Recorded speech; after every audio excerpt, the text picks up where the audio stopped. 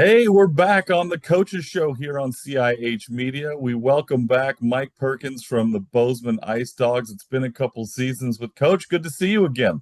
Great to see you, Eric. Looking forward to having a good chat with you today.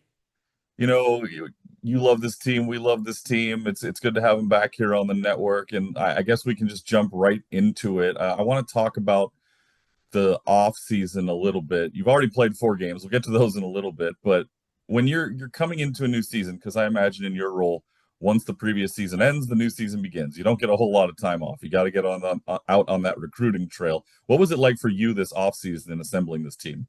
I would even say that starting now, we're recruiting for next year already. So it's not even the end of the season. As one season begins, the next season begins, and I think that's how important recruiting is. As far as us getting on the road, we have a good network of guys that are hunting players for us and bird dogging players for us, and it's a lot of work. And it's funny. I was talking to some people the other day, and I asked them, "What's the most important piece to a hockey organization at this level?" And and they were like, "Well, the this and that and this and that." And I said, "Well, as much as I think the coaching and the player experience is a part of it, I think the recruiting aspect is probably one of the most important parts of it. And I think that rings true in most sports, whether it's college football, college hockey, college basketball, whatever it is. You got to have a good recruiting program. You got to have something to recruit too, as well, right? You got to have the player experience that goes behind it. But no doubt, the recruiting program has to be top notch to be able to get the players that you want in here so you can compete. What's your scope? Where are you looking? Where are you traveling to? I know you have a lot of players that are homegrown and from Montana. How do you expand outside to find players for the team? I think that all comes with the network of the people you have working with you. Myself as GM and head coach, the scouts that we have, the assistant coaches that we have, and utilizing everybody's network. And everybody has contacts in different places. I've been doing this for a long time, so I think you know my reach back into the Midwest, where I grew up, my time in Montana here, my time in California, my time in Texas, and a lot of the networks that I developed in Chicago and in Michigan and even on the East Coast. So our web is large and wide, but there's no doubt we've hit really hard here in Montana. We believe in growing our own here, and but I think if we're going to go off statistics and numbers throughout the league, the majority of players are coming from Minnesota, Wisconsin, North Dakota, Illinois, Michigan, throughout our league. Of course, the Eastern Division has a heavy emphasis of players from the East Coast out there, but for the rest of the divisions, I think again, I think when I last looked, there was over 160, 170 players that were from Minnesota that play in the NA3HL. Wow. So you get the whole team assembled, everybody comes together. About a month ago, you had training camp. And what was the feeling not only for you entering training camp, but for the rest of the team once everybody got together for the first time? I think as a coach, you always try to be as optimistic as possible. You know, but I always think that there's a certain sense of, we really don't know what we have until we step foot on the ice. And even when you step foot on the ice, you still don't know until maybe, it's funny, my brother who's a high school football, high school wrestling coach, he and high school track coach, he knows better than to ask me. He's like, "How's the team look?" And I was like, "Dude, ask me in March. I'll tell you how we are then." But yeah, we like where we're at right now. We like our group. We think we have a really good locker room. We have a good group of young men that are committed and work their butts off in practice every day, and that's a good start. And yeah, we've got off to a good go here to start the season, but we have a long way to go. This is surely not where we want to be in January, February, and March. We sure would like to be a lot more advanced than what we are right now, and we're working on that every day. You have the coach's mentality. I'm here to bring the positivity. You say off to a good start. You guys are 4-0. You started off perfect on the season so far, including two road wins to start the season. You opened up away from home in that first game against Butte, the 8-1 victory, and Lex Steckelberg came right out of the gate getting a hat trick for you guys. What do you think clicked in that opening game for the squad? I mean, I did an interview with the league to start the season. I think experience is everything, and Lex is going, 3.5 years. He's a local Bozeman player who's been around, has practiced with us for a year before he started playing for us. And then his first year, he was playing football and then in and out for practices. And by the end of the season, we had some injuries and he was on the fourth line and then he was scratched. And then he was on the second line and then he was scratched. And then he played on the first line and then he was scratched. And he's been a player that's really bought into our program and what we do and who we are. So I got to give him a ton of credit, but he's obviously figured out how to put the puck in the back of the net, and that's what we need from our veteran players. 7 goals and 4 assists for him through the first 4 games of the season, averaging just shy of 3 points per game. You guys come out in the second game of the season, had that road win against Great Falls. What did you see in win number 2 of the year? I mean, that was a really interesting game, and I think Lex will tell you himself is that he can't attribute everything to him. His line mates have been a big part of it, and Devin Bruns, who we played with last season, him and Andrew Countess and Lex were a line that scored 75, almost 75 goals last year as a line. And both Devin was out halfway through the game with an injury, and Lex got tossed for a fight. So we lost those two guys halfway through the game. So a lot of the credit goes to the guys that stepped up and filled their spots.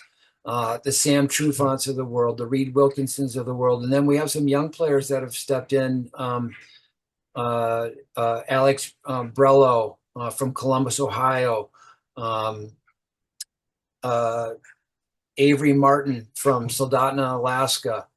Austin Storberg from Rice Lake, Wisconsin. Jace Griffin from Rocori, Minnesota. Cold Spring, Minnesota. Those guys really stepped up. But then we have some other veterans that are in the mix too. Seth Hansen, Michael Rich, and we can't forget about Jack Ryan, who's backstopped every game and has been a really good piece to our puzzle early in the season here.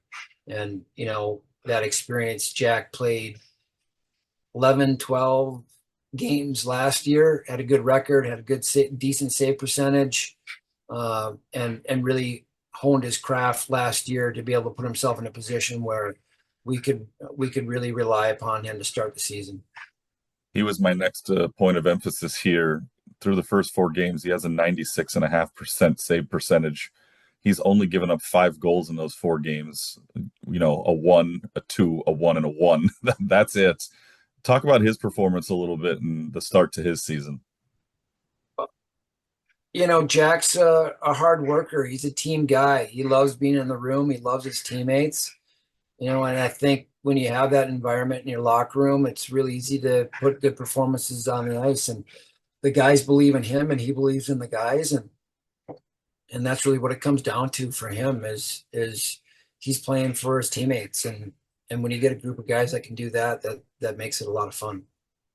He's faced 157 shots in those 4 games, so just about 40 per game, and he stopped 152 of them. That's a pretty good start to your season, I'd say. And then after those first 2 wins, you get to come back home.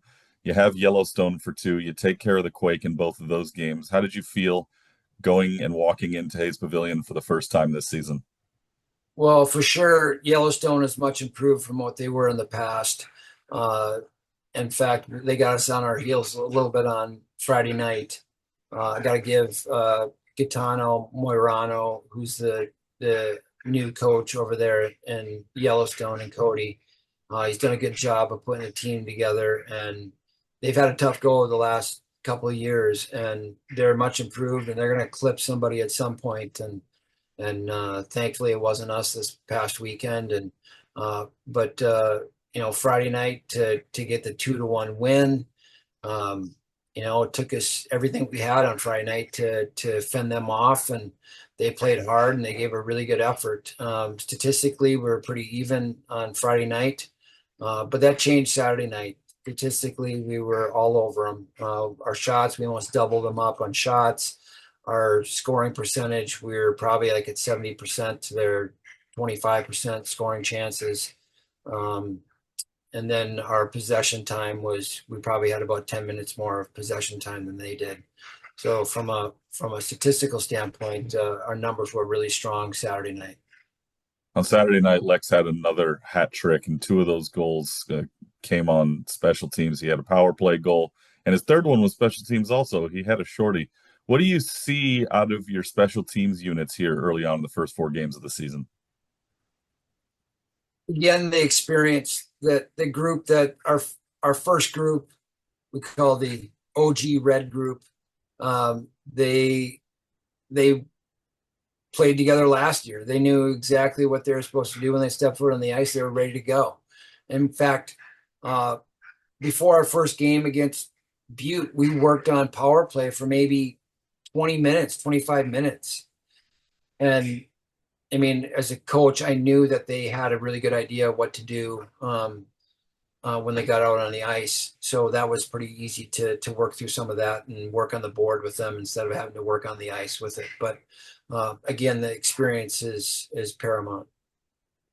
You have a 15-game win streak against Yellowstone. They haven't got you since the end of January back in 2023. Are you a believer that sometimes you just have another team's number, or is there a lot more that goes into it? Yeah, there's no doubt. I think some teams you match up well against some teams, and you don't match up well against some other teams. And sometimes it ebbs and flows from season to season. Yeah, we've had their number. But like I said, Friday night they had some chances late in the game to tie the game up. It could have the tide could have turned in several different situations, and we were fortunate enough. Hayes Masapu scored a goal to win in the third period, and for a 17-year-old, and he's on our gray line, and maybe they don't get as much playing time as some of the other lines. For him to come out and pop a goal in was huge, and to get his first junior goal in that capacity is pretty fun to see a young man get that opportunity. When you have somebody that young on the team come in, and obviously he had that game-winning goal, but what have you seen out of him to adapt to this new environment? Well, well, first of all, he's got an older brother who's on the team who's injured right now, and he had a surgery back in February last year, so he's chomping at the bit to get back in the play. But for him to be the younger brother with an older brother on the team and trying to make his way and trying to find his way into the lineup on a regular basis, he's worked his butt off and is I can't say enough about him. He's a team guy. He works very hard and really trying to hone his craft as a young man, and we're excited about his future. All right, first real big test of the year coming up this weekend. You've got Helena on the road on Saturday night. What do you do to prepare for a big early season matchup? I think we stick to what we've been doing. Right now, it's a lot of preparation for who we are and less about who they are. We know that they're going to be a well-coached team and a good team, and uh, but as far as I'm concerned, we're gonna focus in on who we are and what we're doing and try to perfect what we're doing. When you step into their place, right, Yeah, for the first time this season, what do Steve you Arena. want to see out of the mentality from your squad? We got to match their intensity. Helena is for as many years as I've coached against Helena, and we're talking 25 plus years, somewhere in that time frame that I've coached against Helena teams, they've always been a strong starting team. They come out real heavy, and they come in waves.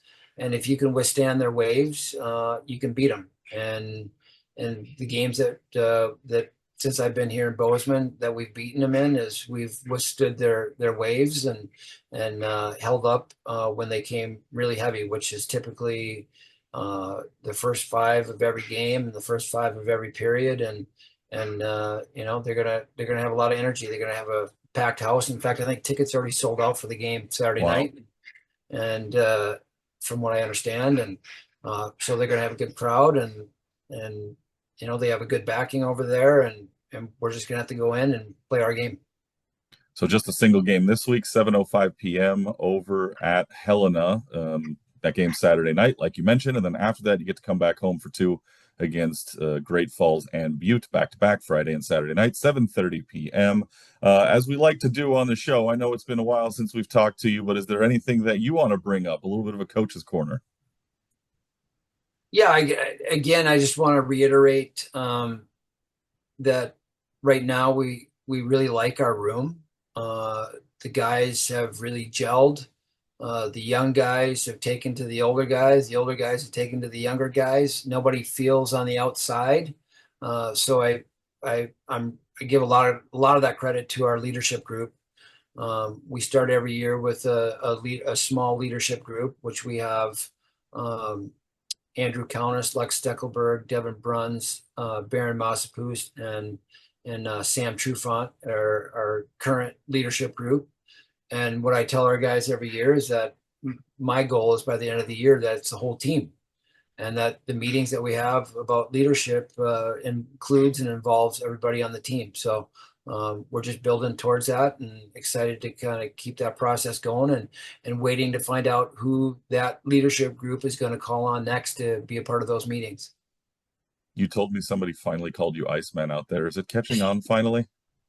I don't know if it's catching on, but they know that nickname. Yes. Oh, thank goodness. It's about time. We've been working on Yeah. this for a couple of years now. Mike, it's so good to talk to you again. Thanks so much for your time. And we're going to talk to you more in the future as the season wears on. Thanks, Eric. Appreciate it. This has been the Coaches Show here on CIH Media with the Bozeman Icedogs. We'll see you next time, everybody. Bye bye.